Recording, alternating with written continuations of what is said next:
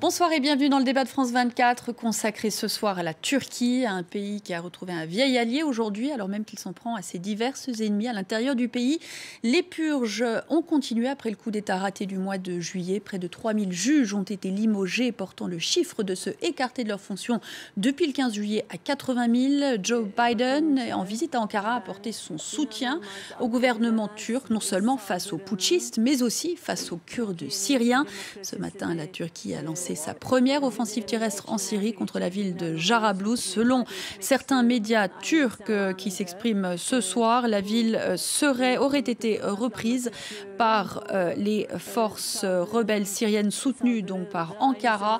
La cible d'Ankara, non seulement l'organisation de l'État islamique qui tenait cette ville, mais aussi les Kurdes qui les combattent. Les explications de Valériane Gauthier. Les premiers chars turcs entrent en territoire syrien. Leur destination, Jarablus, située à quelques kilomètres de la frontière. Tenue par l'organisation de l'État islamique depuis 2013, cette ville constitue un point de passage stratégique pour s'approvisionner en armes et faire entrer et sortir ses combattants de Syrie. L'opération baptisée Bouclier de l'Euphrate a commencé mercredi matin par des frappes aériennes. Soutenue par la coalition internationale, elle est la plus importante lancée par la Turquie depuis le début du conflit syrien. L'objectif est de faire cesser les violences qui éclatent fréquemment à la frontière. Nos forces ont lancé une opération contre les terroristes du groupe État islamique et le PYD. Le PYD, ou parti de l'Union démocratique, un parti politique kurde syrien proche du PKK turc. Ankara cherche à empêcher toute tentative des Kurdes de Syrie de créer une unité territoriale autonome le long de sa frontière, d'autant que les forces kurdes ont progressé ces derniers jours vers le nord. Le plus important, c'est notre sécurité, c'est la stabilité de la région. C'est pourquoi nous devons la nettoyer des organisations terroristes. Cette offensive turque est également une riposte après l'attentat suicide de Gaziantep. Samedi dernier, un kamikaze avait tué 54 personnes lors d'un mariage. Une attaque qui portait, selon Ankara, la marque du groupe État islamique. On en parle ce soir avec mes invités. Selçuk Demir, tout d'abord avocat et secrétaire de l'Alliance des juristes franco-turcs. Bonsoir. Également duplex d'Istanbul, Nedim Gürsel, écrivain et directeur de recherche au CNRS.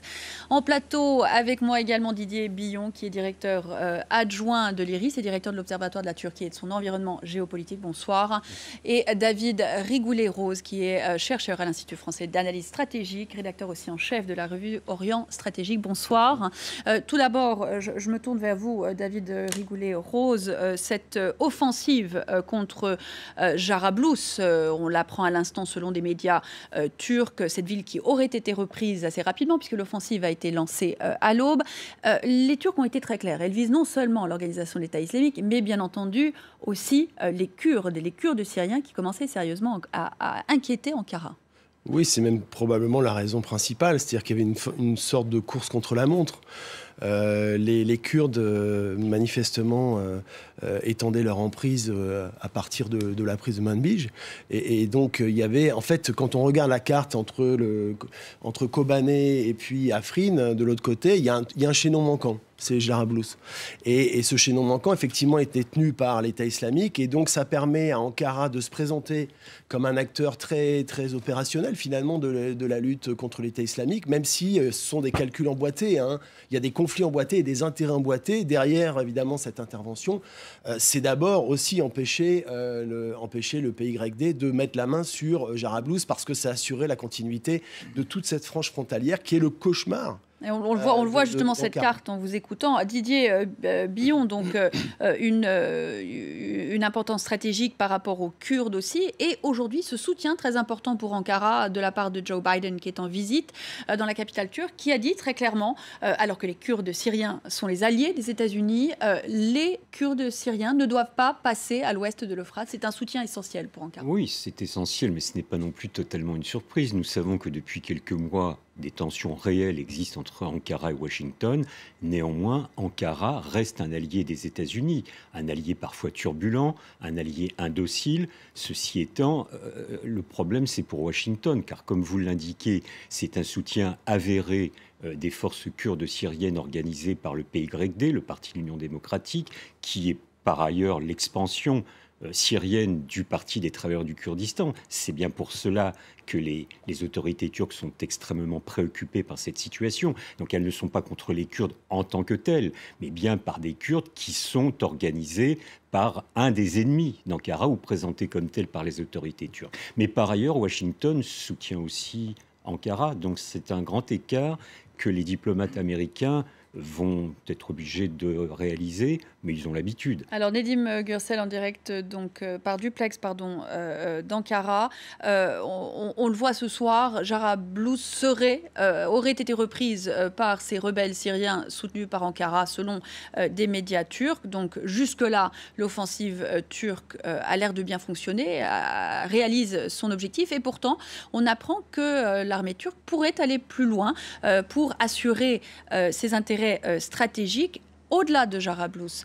Est-ce que Ankara peut combattre à la fois l'organisation de l'État islamique et les Kurdes syriens qui les combattent sur le sol syrien et s'en sortir? Écoutez, je voudrais d'abord dire que je suis à Istanbul. Excusez-moi, vous êtes à Istanbul. Bien aimé. À Istanbul, pardon, voilà. Excusez-nous. En direct d'Istanbul. Peu importe, mais en tant qu'écrivain, je suis très attaché à la ville d'Istanbul, dont j'ai beaucoup parlé dans mes livres. Alors, en ce qui concerne la situation actuelle, je suis très inquiet, car enfin, la Turquie est impliquée militairement dans le bourbier syrien. Elle a deux adversaires sur le terrain, d'un côté le Daesh et de l'autre le YPD. Qu'il y a eu récemment un rapprochement avec la Russie, qui est, comme vous savez, l'allié de Assad, du régime syrien. La situation me paraît très compliquée, très confuse et très inquiétante, pour ne pas dire désastreuse. Voilà mon sentiment. Alors justement, Selçuk Demir, on a entendu le chef des Syriens kurdes s'exprimer, prévenir Ankara en disant « Attention, vous mettez le pied dans le bourbier syrien », justement pour reprendre l'expression qu'on vient d'entendre, vous risquez une défaite. Alors moi, cette attaque me semble essentielle dans le cadre de la lutte de la coalition internationale contre Daesh. C'est la première fois que sur le plan terrestre, la Turquie intervient de façon aussi forte. Et alors même qu'on reproche depuis un certain temps à la Turquie de ne pas agir contre Daesh comme on l'a fait à Kobané, alors qu'elle le fait maintenant de façon extrêmement claire, on lui reprocherait d'y aller. Je pense qu'il ne faut pas avoir dans ce cas-là un double discours. La Turquie fait tout pour lutter contre le terrorisme fondamentaliste islamiste qui est représenté par Daesh. Et cette action terrestre montre bien la continuité de la politique turque envers Daesh, à savoir celle d'une volonté de détruire ce groupe qui est une véritable obstacle à la stabilité de la région et à la sécurité du territoire turc. Didier Billon, c'est vrai qu'on aura reproché tout et son contraire à Ankara ces dernières années. Oui, enfin pour l'instant, nul ne reproche, sauf les Kurdes de Syrie, certes. Et Damas. Évidemment. Mais Damas, du strict point de vue du droit international, est bien fondé à dire qu'il y a une agression contre son territoire, si on en reste évidemment dans le seul cadre limité du droit international. Bon. Mais là, pour l'instant, non, nul ne reproche cette intervention de la Turquie, d'autant que si pendant des mois, effectivement, il y a eu ce que j'appelle, moi, des formes de complaisance de la part des autorités turques à l'égard de Daesh, cette séquence est désormais derrière nous.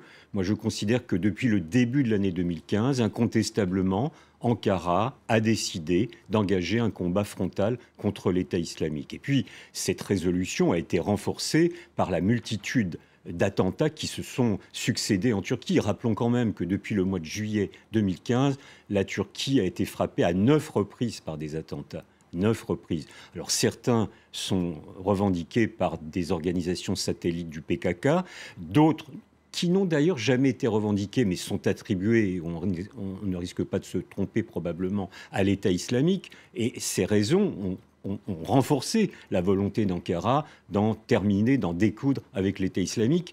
Et ce qui est intéressant, c'est que désormais Ankara, les Turcs, les autorités turques font partie intégrante de façon opérationnelle et de façon terrestre de la coalition internationale dirigée par les États-Unis. Mais on voit aussi que sur les relations avec la Russie, il y a un rapprochement. Bon, il y a eu une crise durant quelques mois. J'étais de ceux qui considéraient que cette crise, elle serait vite surmontée. Eh bien, on en a maintenant la preuve. M. Erdogan s'est rendu à Saint-Pétersbourg au mois d'août dernier. Il a rencontré M. Poutine. Et probablement, cela explique aussi l'inflexion de la politique de la Turquie à l'égard de la Syrie. Désormais, même M. Erdogan a évoqué peut-être la nécessité de reprendre langue avec la Syrie. Mais quand il dit la Syrie, c'est Damas. C'est le régime. C'est le pouvoir, oui, autour de Bachar al-Assad. Ça, c'est quand même une sacrée évolution. Et je pense que les relations avec Moscou, même si aujourd'hui la Turquie et la Russie ne sont quand même pas sur la même position, il y a quand même une inflexion incontestable. Et probablement, pour terminer, en échange, M. Erdogan a dû demander à M. Poutine de, non pas supprimer, mais de réduire son soutien aux forces kurdes de Syrie. Donc, comme on le disait tout à l'heure, c'est un jeu infiniment emboîté, très complexe, mais dans lequel on peut quand même retrouver des lignes de logique. Une situation très complexe, David Rigolet-Rose, pour revenir donc à cet aspect-là. Le combat contre l'organisation de l'État islamique, tout le monde est à peu près d'accord. Le combat, peut-être plus important encore, contre les forces syriennes kurdes qui, après tout, réussissent sur le terrain. C'est bien ce qui inquiète. Ankara veulent maintenant transformer ces avancées militaires en une espèce de zone fédérale, pas tout à fait autonome, fédérale. On en est au mot fédéral pour l'instant. Ça, Ankara ne peut pas supporter que ça se passe. Non, mais je crois que probablement c'est la clé, d'une certaine manière, de tous les changements apparents de la posture turque, c'est la variable kurde, justement. Quand on a parlé de complaisance, vous évoquiez la complaisance supposée qu'on pouvait attribuer à Ankara pendant plusieurs années depuis le début du conflit. Elle peut se poser parce que, effectivement, le fait de laisser s'enquister l'État islamique, c'était aussi un moyen d'empêcher une affirmation des Kurdes. Le problème, c'est que la chose a évolué sur le terrain. Aujourd'hui, il y a un consensus sur l'État islamique et donc les Turcs ne peuvent plus se permettre de laisser l'État islamique là, en lieu où il se trouvait, parce que finalement l'État islamique ne sert plus les intérêts kurdes, a fortiori quand on voit la progression effectivement des FDS, des forces démocratiques syriennes, dont le noyau dur est justement constitué de Kurdes. Et là, ça pose de problèmes majeurs pour Ankara, parce qu'ils se rendent compte qu'il n'y a pas de choix, d'où l'idée de remplacer cette portion de territoire par des rebelles labellisés, modérés entre guillemets. Après, il y aurait beaucoup à dire, mais en tout cas, c'est substituer de nouveaux rebelles labellisés à ce réduit de l'État islamique qui ne peut plus être accepté par personne. Donc, de ce point de vue-là, on est dans une logique déjà de l'après-Daesh. Et s'affirme de manière absolument centrale la question kurde, bien sûr. Alors, cette question kurde, elle doit être analysée aussi au gré de la complexité du monde kurde. Le monde kurde n'est pas un bloc monolithique, et la politique d'Ankara vis-à-vis de l'État islamique et vis-à-vis des Kurdes ne peut pas être analysée sous le seul prisme des rapports avec le PKK. Par exemple, la Turquie a prêté main forte militairement aux Peshmerga d'Irak du Nord, de Massoud Barzani, qui eux-mêmes étaient engagés sur le terrain contre l'État islamique. Donc on ne peut pas limiter l'analyse des rapports entre la Turquie et les Kurdes au seul prisme du PKK. Il y a d'autres forces kurdes qui sont opposées au PKK dans la Syrie du Nord, et le monde kurde là-bas n'est pas monolithique. Le danger, Nedim Gürsel, c'est bien entendu que cette offensive turque de l'autre côté de la frontière puisse envenimer encore la situation à l'intérieur de la Turquie, accroître l'instabilité et rendre les actions du PKK à l'intérieur du pays toujours plus violentes. Écoutez, il y a déjà un affrontement armé entre le PKK et les forces de l'ordre. Il y a beaucoup de morts des deux côtés. Aujourd'hui, il y a eu déjà 5 morts, je crois, du côté des forces de l'ordre. Donc la situation est très inquiétante, mais je voudrais tout de même évoquer quelque chose par rapport au problème kurde. Le journal Özgür Gündem a été fermé par le gouvernement. Les journalistes sont arrêtés, ainsi que la romancière Aslı Erdoğan qui est en prison pour avoir écrit seulement des chroniques. On l'accuse d'avoir des liens avec le PKK, etc., ce qui est absurde. Je la connais personnellement, elle est traduite en français Et elle mérite mieux que la prison. On y reviendra justement dans la deuxième partie du débat de cette dérive autoritaire dont est accusé Recep Tayyip Erdogan dans le contexte de ces actions, ces guerres contre les ennemis de l'État turc. On y reviendra dans la deuxième partie de notre débat ce soir. Une petite pause et on se retrouve dans quelques instants.